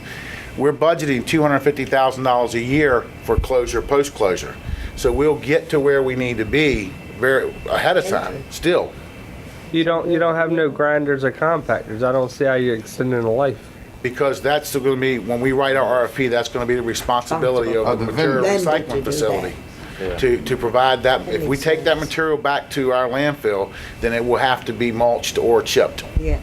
Okay, so what you're saying on the RFP, you want the residual that needs to go, that's C and D to come back to landfill, there has to be mulch or chip. That's correct. Whatever if they have a problem selling it, then we would allow, let's just say that they diverted, let's just say the contractor diverted 100 tons for the sake of discussion from our landfill. We would allow 50 tons of chipped material to come back to the landfill, so we would still be saving half of the capacity. You really would. Okay? And now the trick, Dennis, is we gotta pay that, put that money back by Back in here. 2018 or else. Well, remember what we're doing. We're still going to fund landfill closure at $200,000 a year. You're saving $700,000 a year. So we get there. You're not saving it. Using it right here. But I think I understand your question, Mayor, but we're currently putting $250,000 a year in the current budget away for closure, post-closure. And that- It will that money continue to goes be into going this in fund as an right here. operating budget that goes into this fund. Got it. He got So it. He's there. all we, In addition, though, you're extending the life, which just amortizes it over a longer period of time. Right. Yeah, Yeah, almost 20 absolutely. years. Yeah. Yep.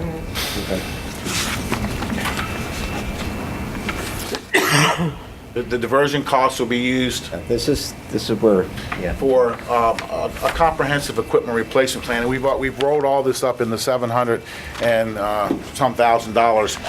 We currently don't have a good program of replacing our trucks. So we have trucks that are broke down. We're struggling to get trash off the street when those trucks are broke down. What we're proposing that some of this savings goes back in to a full-blown equipment replacement plan that is on schedule, and that we can predict what our costs are going to be over a 10-year period. And we believe without any trouble at all, we will be able to not only repay the funds back to the reserve fund, we'll also be able to fund over the long haul equipment replacement plan. Because currently we're borrowing money under a lease payment plan, and once the payments fall off, we're already making those payments out of our waste management budget. So we'll be able to tie that along with the savings and cover the cost over time for a equipment replacement plan. There are lots of other additional benefits that we've identified, and the number one is I think citizens are going to be excited about this because it's no additional cost to them, and they're going to receive curbside recycling. The removal of the current drop-off sites, I'm going to be extremely happy about, and the decrease in the number of trucks waiting in the RDF plant. On Fridays, because so many trash comes into the RDF plant from everywhere, and on Fridays it's not uncommon for one of our trucks to wait at the RDF plant for 2 hours because they're backed up trying to get trash off the floor and into the conveyors to be sent over to the shipyard. So this will minimize the number of trucks we have on the road. Additional saving on employees' time. Right. And fuel. Yeah. Idling. Right. And I think hopefully after tonight's presentation, you all will see how valuable that landfill is, and extending the life of that landfill is a critical part of this We plan. need it for it to be successful. Can't make it without The it. integrity of the waste management fleet, maintaining a fleet that that we know when we get there in the morning that the vehicle's going to start. It's safe for our employees to operate.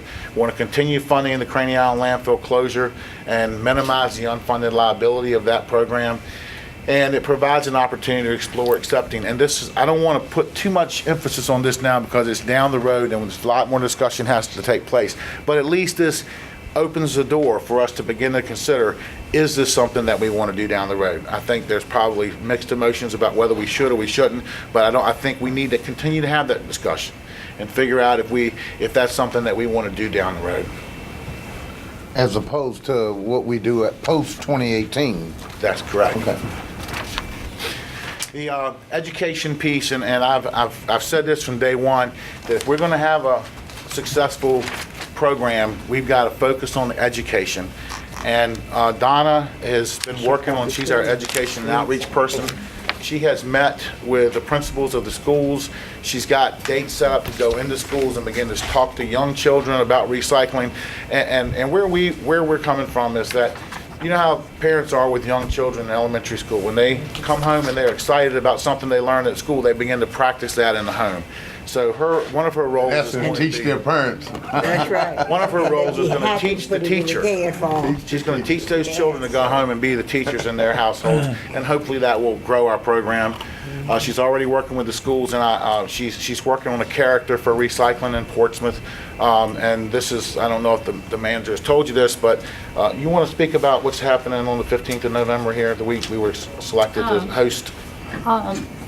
Portsmouth, through H.R. Green, I offered and it was accepted that we are going to be the host for the Southside location for America Recycles Day. Oh, good. And so that has kind of been a target we've had for implementing the whole curbside recycling program. So we'll get some free press as well. When for is that? November 15th. Oh, that's Well, let good. me add to that. Big day. That is the Big day. date that if we did just normal work, Curbside. no, Oh. to implement they this. do. I hope you agree to implement this July 1. That's the Okay. goal. So we're up and running by November. Yes, sir. That by mid-November, we've got several months' worth of experience and happy citizens. Yes, Good. that's good news. And this education piece is not something that we can do, get the program kicked off and stop. We feel strongly that we've got to continue to educate, continue to get out in the community. We've got some meetings set up with civic leagues. Once you all have blessed us, then we'll be meeting with civic leagues and we'll begin to talk about it and we'll be getting the word out as best as we possibly can. Well, Yes, sir. Hold on. Dennis, the education part, I think is excellent, and people hopefully will do it because it's the right thing to do. But with that said, we're projecting all the numbers on a 20% participation. Let's say that it goes to 40% or 30%, 35%, 40%. What's the chances of doing an incentive program where the pickups, consumer, citizens, if you may, get a rebate back? And I'm sure since we track the overall percentage, that would be possible. Maybe we could look at the numbers on that and come up. I don't care if it's $20 back a quarter if we hit 30% or $40 back if we hit 40%, whatever that would be. And I think what you would have is citizens encouraging other citizens, hey, let's do the curbside pickup because we can get some money back. You guys are full of good ideas. I thought you were going to say we're supposed to something else. No, sir. Go ahead, Ray. These are very good ideas. Let's work at that. Ms. What Ray. about, here, the only thing that I was saying, being from the schools, when you take a project up like this and you introduce it in school, your children are your best ambassadors. They have a neat way of getting to the parents' hearts and the fathers' pocketbooks to spend it. I never knew a program that we had with the children that it did not peak beyond your wildest expectation, particularly when you engage your younger children, because parents are right there for them, for their support. And they don't mind asking the neighbor next door, give me what you have left. I never have seen a program that was not successful when you engage the minds and the energies of little children. They will charm the neighbor's heart out. The neighbor didn't have to have children, but you always go over the top. I think it's sensational. Use your resources. Piggybacking on Ms. Randall, we ought to somehow be able to involve the Children's Museum, either with a display Yes. or with your education piece as part of their normal Saturday. I know all the children there aren't Portsmouth citizens, but it's good information for anybody. And, maybe the kids can name Mr. Recycle or whatever. You're getting a mascot, right? You're working on one. Okay. Yeah, You're going to have all Angelo. Andalo or Run for His Money, right? There you go. Mr. Meeks? Mr. Rowe, I don't know about a percentage, back if that's possible. But reducing their rate, everybody would definitely notice that. If you're at 33, these recyclables really have a value. Right now, I'm working in North Carolina with 7 counties with a different hauling company. And we're putting a waste plan for 7 counties, Dare County, Currituck County, all the way out to Passatank. And I was there today meeting with their authority guys. And they're trucking it from North Carolina up here and getting paid $27.50 a ton. They're not getting charged. So when I see these numbers, they're good for numbers. But you're not going to sell that to me, and I want to make sure these guys know that's not acceptable. So if they're bringing it from North Carolina, Elizabeth City, and trucking up here to TFC and getting paid, and it's a single stream, you can't tell me we're going to take it to them and they're going to charge me. That's not going to be something that we swallow. Okay. All right. Good point. If I feel to Actually, do it, I would let them. I actually been talking with, I don't know if you know Mayor Bill Bell in Durham. They've got a guy that's running their recycle plant. I think he worked here and in Chesapeake And or moved on down. somewhere, and they're actually making money, They really are. like Danny mentioned. And this was about a year ago when I started On inquiring. Wednesday, I meet with the guy from Raleigh at 10 o'clock and all of the county in Hertford. And if you want to attend just to go observe, you're going to have Tidewater Fiber, you're going to have RDS, you're going to have Bay, you're going to have Waste Management, all to see how they put their programs in to try to get those 7 counties. Now, that's a little bit bigger than what we're doing, but you see how aggressive they go. We shouldn't accept nothing less. Is that fair? Good point. Well, that it's is a good fair. point, but And- what I'm saying, if we are able to do this and it becomes part of our educational and instructional program, which it will be, it goes to the homes of every child that enters into our schools. And anytime He's we talking about see the something, economics, Mr. Yeah. President. the He's talking economics about of it will pay it, the not money will come in. education, just Well, that's thing. money too. Right, I understand. The economics of the mind. If you don't think, you can't get it in your pocket. Good point. Go ahead, sir. Amen. Go ahead. This is just a proposed schedule, and our original schedule. Unproposed. If they give the green light. I just wanted to share that our original proposal it was extended out a bit further than that, but Mr. Rowe has asked us to do everything we can do to make it condensed so that we can get moving on, and I'm going to turn that over to him to discuss that at this point. Look, the way you just presented this and from the information that I have been getting for the last 2 years, and I have talked with a lot of these folks, it is baffling why we haven't done something up to this point. That's true. And so I'm in favor of it. I like the conservative approach to running the numbers, but Danny's exactly right. There's a whole lot more in those numbers That can and come things that out. we could probably get savings to transfer to our citizens. But to get it started, to set the model up, to be able to do those things and use that money wisely that we want to invest, I think it's great. So I'm in favor of it. What I mean, I want to make sure I correct one thing is they're not doing their bulk waste. They're only doing their recyclables. So I know it's a cost in that piece. So I don't want you to think. I think you've done a very good job, you know, with your presentation. And again, what you're talking about is, we'll bring that 6250 down, and that's why we use. There you go. We know that's a number that's good, but we hope to do better than that number. We hope if we did 18% with a wash basket, we hope we can do double that with a cart that you move out to the street or Right. a trash can. Right. I think to his point, though, we don't want all these guys playing possum with us when When they're down in Carolina.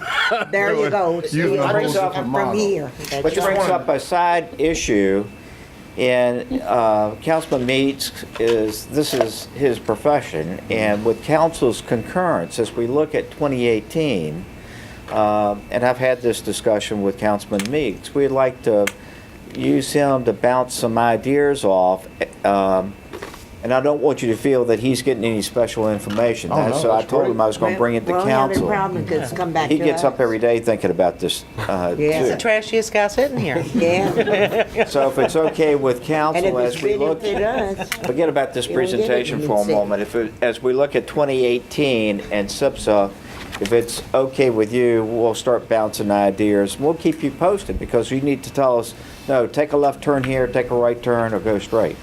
Now, getting back to this presentation. come on. Unless you say absolutely no way, we want to move ahead on bringing you the appropriations ordinance at your next council meeting. Okay. Not tomorrow, but at following.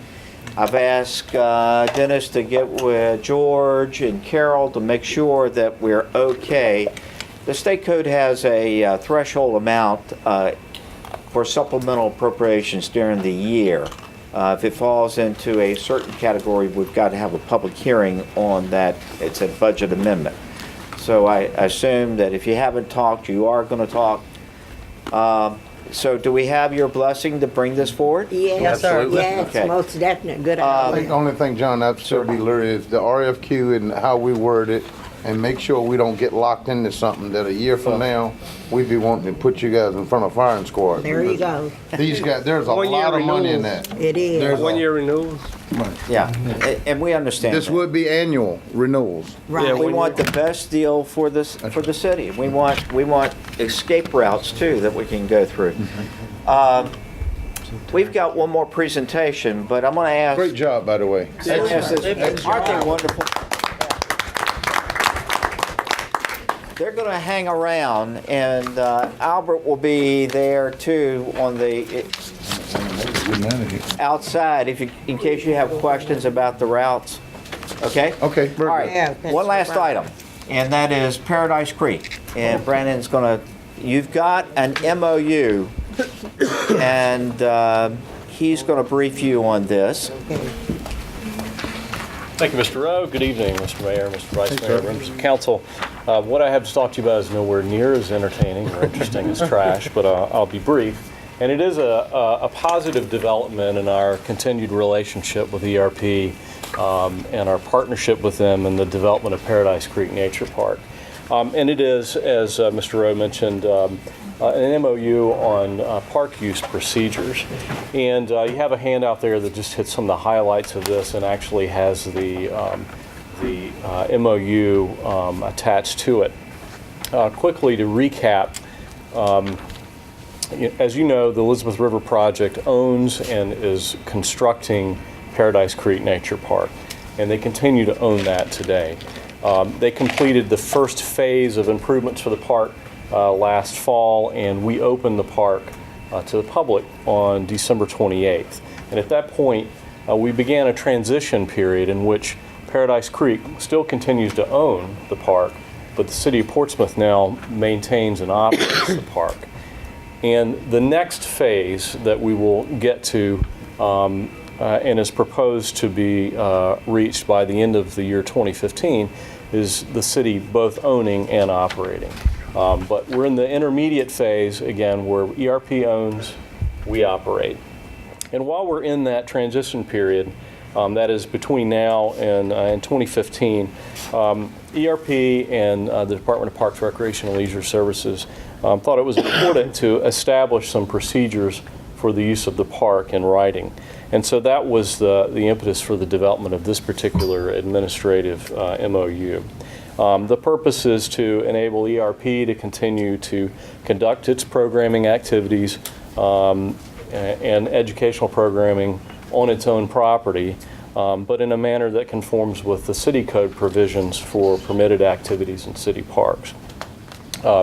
And with this MOU, it will enable a better coordination of the activities between ERP and the city so that the city staff can provide the resources necessary for certain types of events.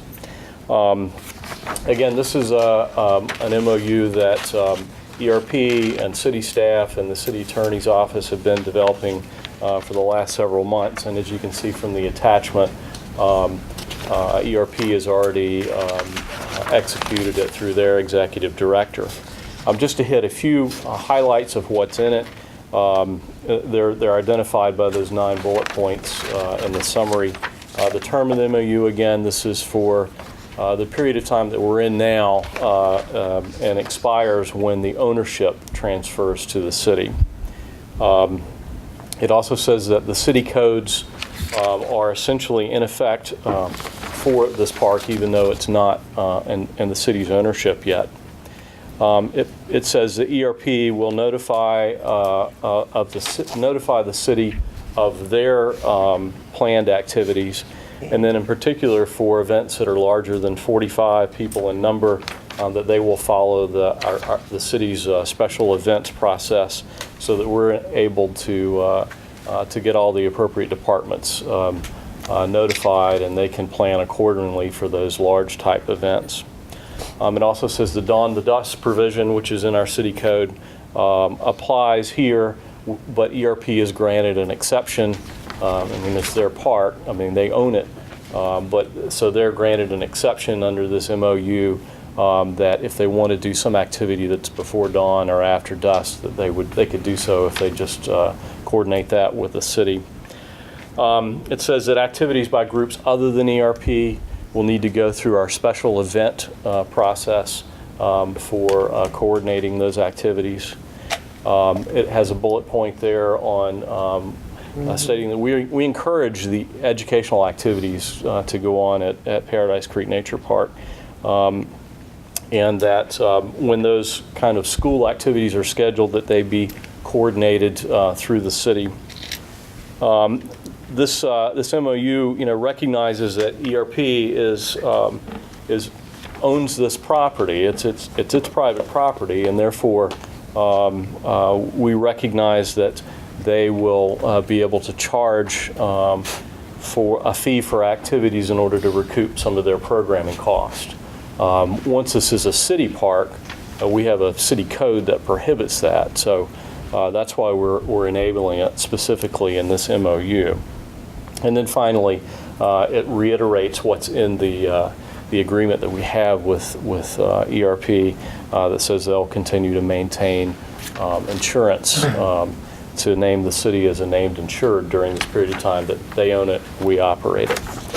So again, we just wanted to make you aware of our progress on this agreement with ERP, and that again, they have executed it. And unless there's some objection by council tonight, it's our intent to move forward with executing it through the city attorney, city manager. Have we got a scope or some kind of estimate of what it's costing us to maintain the park?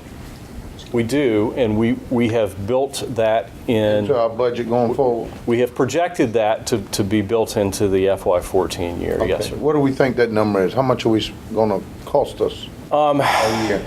I don't have the numbers in front of me, and as I recall, Okay. Well, better than me misquoting that, because it's been a few months since we worked on that. I'll get that to you. Thank you, Mayor. Brandon, I see where as long as ERP retains ownership, they shall provide an insurance certificate, but do we need an indemnification agreement, George, to protect us? The insurance agreement is fine for our purposes, and to the extent that we're operating a park, there's a higher level that applies to municipalities, higher level for liability. I think this, for the nature of the activities that are being undertaken here, plus the city's an additional named insured, the primary insured is still going to be the Elizabeth River project. It's going to be, they still own it, so they're going to be the primary ones that they go after. The city is just an additional named insured. The reason why I ask, I know there is water there, and there are water activities involved. So you think we're fine with just the insurance agreement? Yes. Yes, sir. When we take ownership, becomes a full-fledged park. There's a higher level of liability that's required for a city park. It's a gross negligence standard instead of a simple negligence standard for liability. It would be just like any other park. We operate city park that's surrounded by water. So you just have to be careful. If you're careful, then you're not being grossly negligent. And that's what we do with all our parks. George, one of the things, I know the particular things that we must be very conscious of when we have school children Absolutely. utilizing the facilities and the liability. So we want to make sure that it's tied in and it's understood with the facility and with the schools part, because I know what happens there as we look at it. So I want to make sure as we pull up the draft and the agreement, I've been involved with something similar to the city, and I want to make sure, because I do not want our children to be placed in harm's way. Absolutely not. By no means, by anybody. Well, obviously there won't be an activity out there that hasn't been vetted as being safe. And while accidents do happen, you try to plan for the worst. Plan for the worst and hope for the best. That's right. Well, good job. In favor? Okay. Anybody opposed? Good job, sir. Thank you. Go forward. Fine. Ladies and gentlemen, that's it for us. Thank you. Thank you. We are adjourned. Thank you. All right. Thank you Good all. meeting. Very good Thank meeting. you. Very productive.